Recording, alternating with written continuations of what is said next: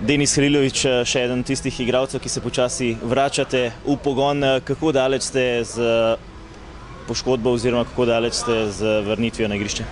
Ja, poškodba je sanirana, pač smo poškodovani v končni fazi pač priprav za vrnitev v tekmovalni ritem in jaz mislim, da smo zelo blizu. Včeraj ste odigrali tekmo proti mladincem, na koncu zmaga z 2-0, kako bi ocenili samo tekmo? Dobro, dobrodošla tekma, še posebej za nas poškodovane. Odigrali smo, mislim, da v dokaj visokem ritmu eno dobro tekmo, ki nam je prišla zelo prav. Vi ste po dolgem času zopet občutili tekmo, kako ste osebno zadovoljni s predstavom?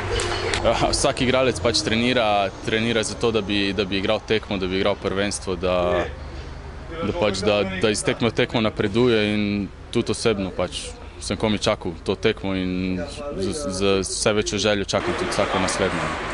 3 tekme svojih soigralcev ste si ogledali s tribune, kako ste zadovoljni z njihovimi predstavami? Zelo zadovoljen. Mislim, da nam je zmanjkalo dost sreče tudi v vseh 3 tekmah.